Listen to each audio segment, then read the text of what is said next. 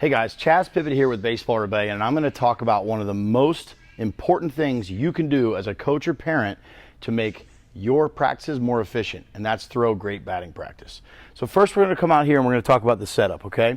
So we don't have a traditional L screen here at Baseball Rebellion. We have what's called an I screen. That just means there's no part that comes out here. We don't like those as much because we do a lot of front toss, a lot of angle toss, and that part gets in the way. So one of the big keys, I think, is the initial setup, right? So I want to make sure that when I throw batting practice, I'm fully behind the screen, okay? Now I have some wide shoulders. Guys make fun of me about it, and if I'm hanging out like this, I'm going to get hit. I see it all the time when people throw batting practice, is they'll kind of get out here, and their foot comes out. And I learned the hard way one time with a 94-mile-an-hour fastball that came right, line drive that came right back off my foot. That's not where you want to be. So make sure when you throw that your entire body stays behind the screen other than your arm. You've probably noticed I've got a pad down there for practicing my target accuracy, okay? So I'm trying to hit the white letters on that target every single time. A lot of coaches can get overwhelmed if they don't have a turtle or they just have a see-through screen behind the batter. They don't do as good a job of finding their release point and finding their target when they throw.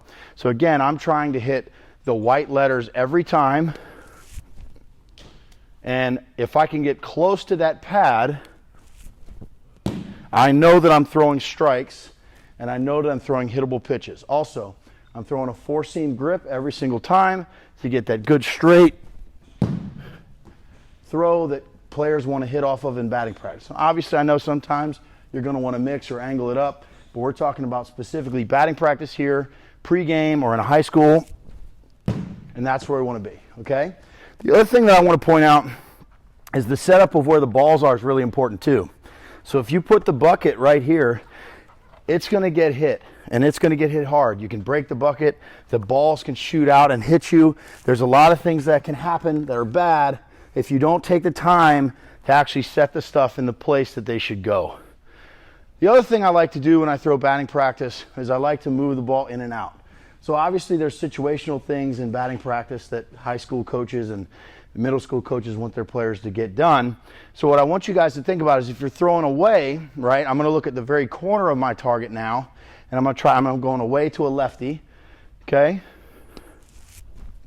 And understanding that if I'm working backside and I can't throw the ball away like I want to, I'm setting my players up to fail. So if we're working outside and I'm trying to get them to say, hit a ground ball in the 6 hole, for whatever reason, I don't know why I'd want them to do that, but if I did want them to do that, okay, and then I go like this, well, they don't really have a chance to do that, right?